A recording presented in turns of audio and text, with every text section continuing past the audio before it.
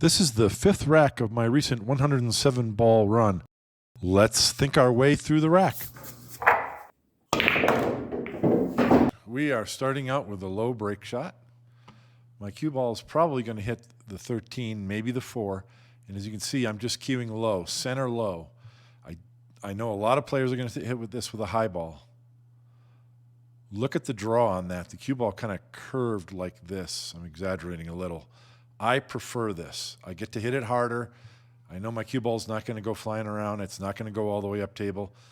In this instance, it worked out real well. It doesn't always have to. Sometimes the cue ball ends up, sometimes my cue ball ends up like in this area, and there are no balls on the bottom rail, and I just don't have a shot. But when I hit that break shot with a high ball, maybe I'll go back a little bit.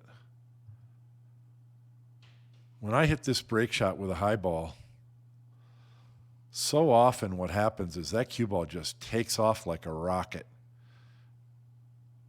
and it stops here. And I don't want to shoot from there after a break shot. And so I've gotten in the habit of using draw. Don't know if that's the best way. Maybe I'll experiment. Maybe I'll do a live stream of break shots and do some low angle break shots and just experiment a bunch. It might be a good thing to do tomorrow. Tomorrow I'm going to stay home and do laundry and get everything and get ready for the 14-1 championship in Norfolk. I'll leave Saturday. Maybe I'll do that, do a live stream tomorrow sometime and just experiment with these break shots because I should get a better handle on this. But that said, oops, this is not a bad result at all. So rack analysis, not too difficult. One potential break shot, 2 potential break shots. No 2 balls touching. I've got 5 balls in the rack area, but no balls are touching. I think this rack should be runnable without bumping any balls. So what I'm looking at is that there's a window between this 4 and 12, okay? If I can get my cue ball in this window, I can shoot the 4 ball and the 7 ball. They go in this pocket. So you're looking at paths to pocket. What balls go in what pockets? So the 4, 14 and the 7 and the 9 all go in this left pocket. Both of these balls go in this side pocket. So my cue ball's in this area again. So that's an interesting thing to note. I have one up table ball. We want to get that sooner or later, but no rush. We might use that to bail ourselves out. And then these 2 balls are a little bit close together. They're on the rail. Not going to be a problem to deal with, but I will need to deal with them. Generally, what happens is you end up playing position to get an angle like this on the 11, doing something else, and then coming back around and shooting the 8 ball in the same pocket. So in other words, the 11's a blocker ball and you remove it. However, you don't have to. Maybe I play some shot where I can get the cue ball right here and just tap that 8 in the side and then shoot the 11 next. Or shoot the 8 in the corner and the 11 next. Something like that works. The third way to deal with this is, for example, maybe I'll get an angle. Maybe my cue ball stops here and I shoot the 7 and send the cue ball either into the 8, which I don't like because you can scratch or lose the 8 cue ball. Better to send the cue ball to the rail because then it's going to come off the rail and knock the 8 away into a much better location on the table with position on the 11. So that's 3 ways of dealing with this. So I'll be looking out for that. But I want to preserve my break shots. So what am I going to shoot? I don't remember. I think that I'm just shooting the 13 and then the 7. And that's, I don't know if maybe I'm going to draw it around for the 14. Yeah, that's what I'm doing. Great shot. So that, I love that. Now look at the result. Obviously, I'm going to shoot the 14. I don't have a shot on the 7. What if I hit it a little bit softer and my cue ball stopped here? Well, I might just shoot that 7 and do this. Or I could shoot the 7, draw the cue ball into the 5 to kind of move the 5 up and separate these balls. Then I'll have a shot probably have a shot on the 14, on the 4 ball back this way, or the 9, but I want to preserve the 9. So I don't like that as much. But there are options. The point is, if my cue ball stopped anywhere in this window, I'm going to have an option. Now, it would be a mistake. I started to say that I might shoot that 13 and then just bounce off the rail to shoot the 3 ball next. That's a mistake. Why is that a mistake? Because you're not dealing with this. Unless if you have a specific plan where shooting the 3 gets you on one of these balls to open up everything, you're just shooting off your soldiers without purpose. So what I did, I think, is the correct shot. This was an easy window to play for. And if I didn't hit the window, boy, then what am I going to shoot? A tough shot on the 11 or the 15. But I think it was a high percentage play. Okay. Now, what I considered doing here, I'm waiting for this other guy to shoot. What I considered doing here is drawing into the 4. If I hit the bottom of the 4, then I knock the 4 up into a better break shot position. And I will have a shot on the 3 or the 1. I don't like that. I think I have a little bit too much angle to do it. And so I'm just going to go to the 3 ball next. You saw me also look, had I done that, had I bumped the 4, I checked my angle for the 5 in the side because I would have had a shot on the 5. Maybe that was the better shot, but I kind of chickened out. So now I'm looking because I did what I just told you not to do, which is to figure out what you're going to do afterwards.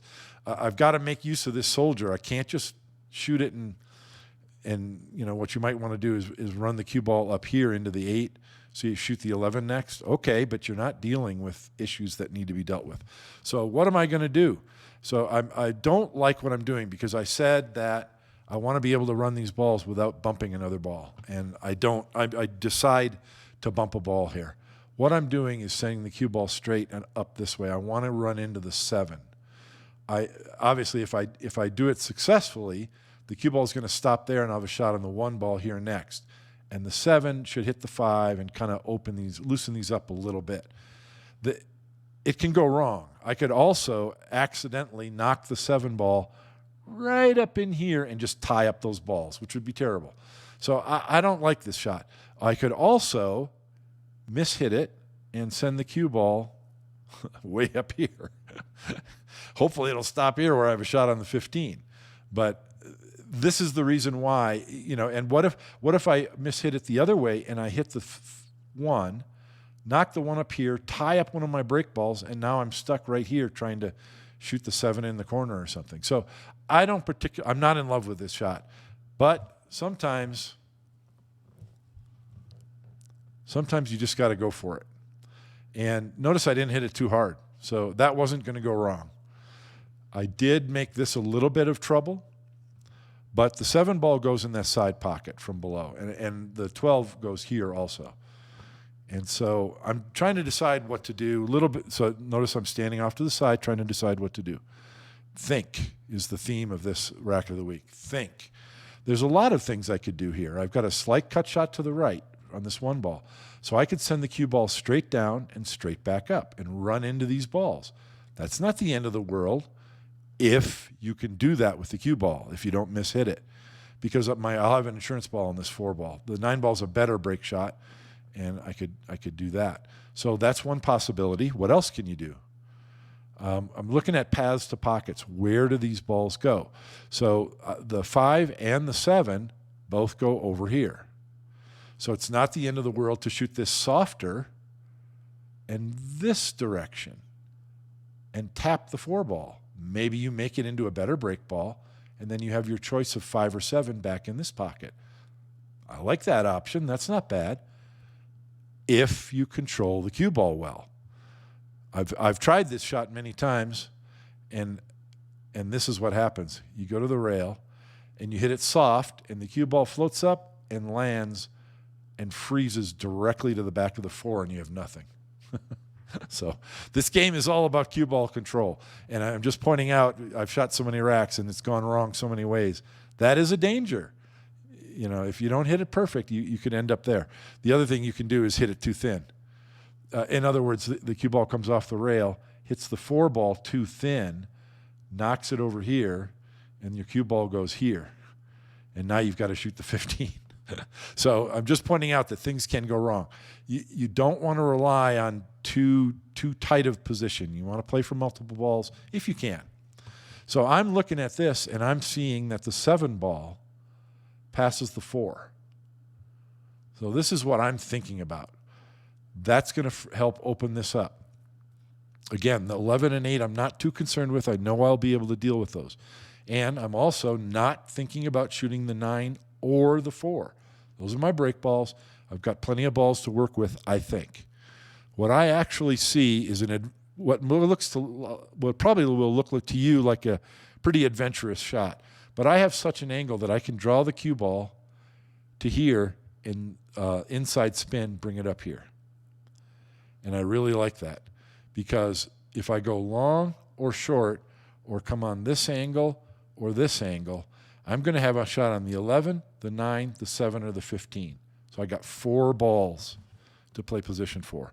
Now I'm playing position for the 7. And the 7 goes in this pocket. And if I get, so the shot line is here. So if I get just above the 7, I like that because I can just float it in, let the cue ball go forward, and then I'll have a shot on the 5, the 12 ball on this side, or maybe I can float forward to here and have a shot on the 5 back in this side. That's my thought process. That's what I'm thinking. We'll see how it turns out. Again, I hope I made it clear. This isn't the only shot. I like drawing the ball. I feel I have good control on this. And I got positioned on 4 different balls. Okay, so I came farther than I wanted. Now, that's not the end of the world. I'm going to walk around and look at my options. What am I doing? I'm thinking. Think about what you can accomplish. What's most important to shoot? So I could shoot the 7, and then my cue ball is naturally going to do this. But what am I accomplishing there? I'm going to get that shot on the 11 maybe. Alternatively, I could shoot the 7 and have the cue ball do this.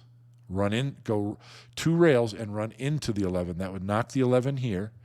Probably I will have a shot on the 8 ball up in the corner. If not, I will likely have a shot on the 9, which is one of my break balls. That's another option. I don't like it. It's a lot's got to go right there. I have too much angle on this. Now, what I'm looking at standing over here is I do have a shot on the 11. And this is the shot I used to choose all the time because I would say to myself, okay, cut the 11, and I just have to send the cue ball straight across the table. And I'm going to tap these balls into a better position, and I'm going to have a shot on either the 9, the 15, or the 4, or one of these balls. So it just looks like a really good shot. Here's the danger. The cue ball comes here, just taps the 5, and scratches in the side. What else can happen? The cue ball comes over here, just clips the edge of the 7, and scratches over here. Or freezes to the bottom rail, and you have a super difficult shot. It's not as high of a percentage shot as it looks like. Also, I'm beyond 30 degrees on this 11 ball, which makes it missable. So can't tell you how many times I've shot the 11, split the 5 and the 7 perfectly, just perfect position.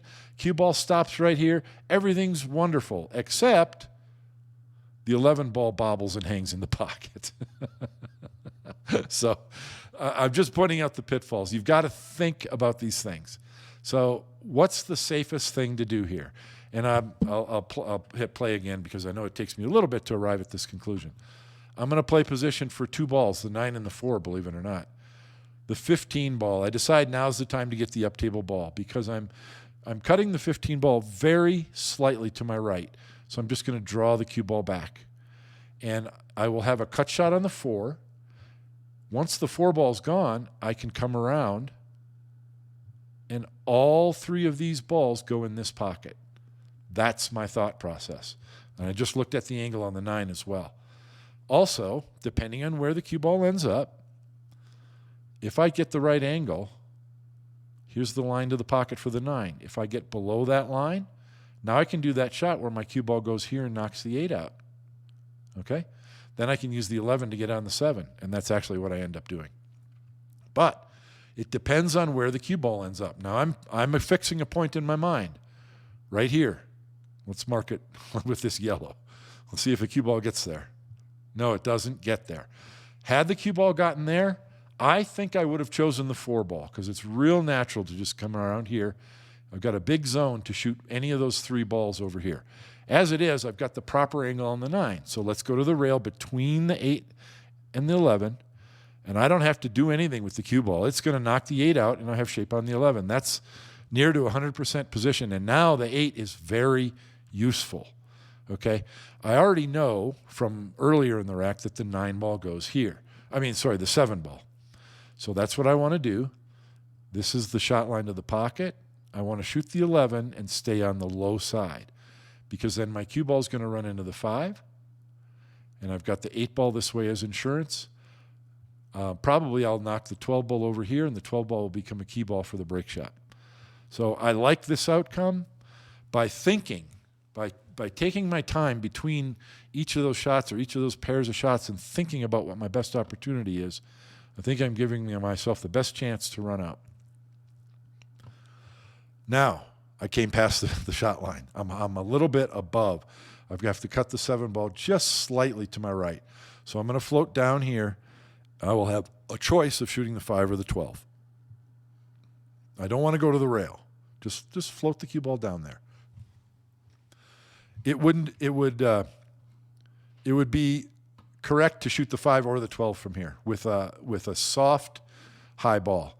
If you shoot the 5, the cue ball should knock the 12 over here and make it a good key ball for that 4-ball break shot. And the cue ball is going to stop right here, so I'll be able to go 5, 8, 12. I think that's an excellent possibility.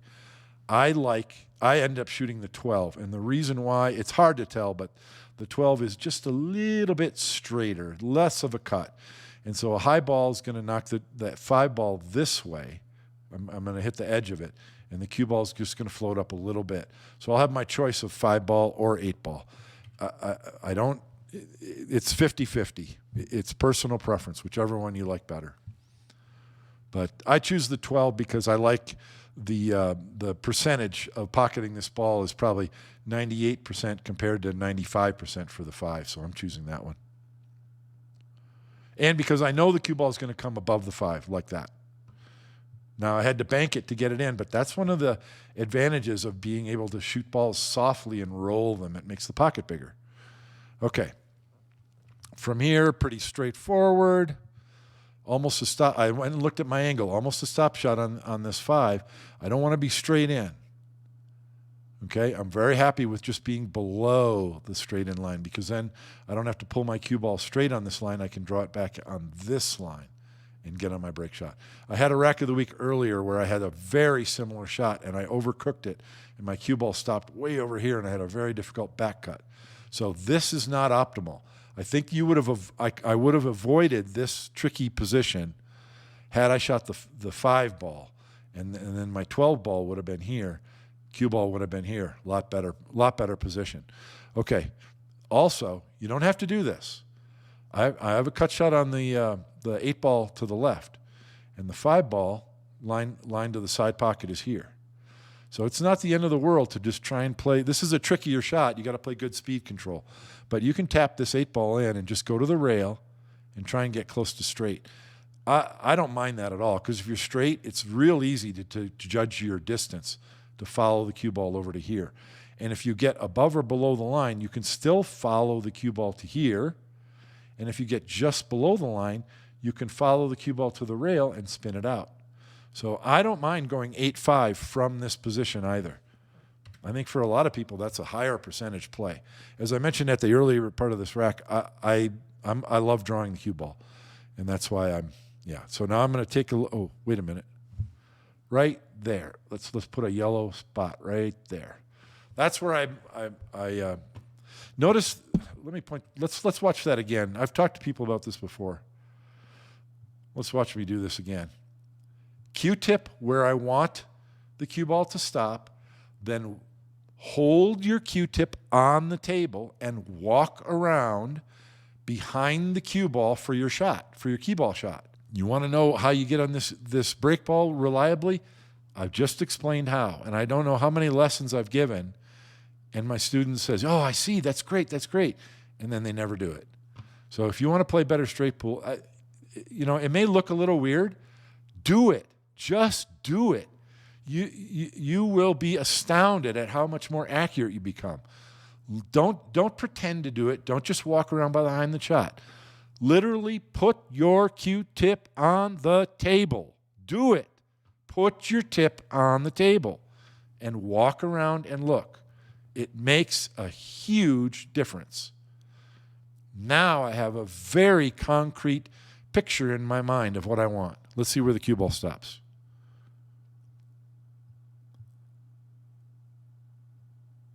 Pretty darn close, which means I have an ideal angle on my break shot, given the pattern that I chose.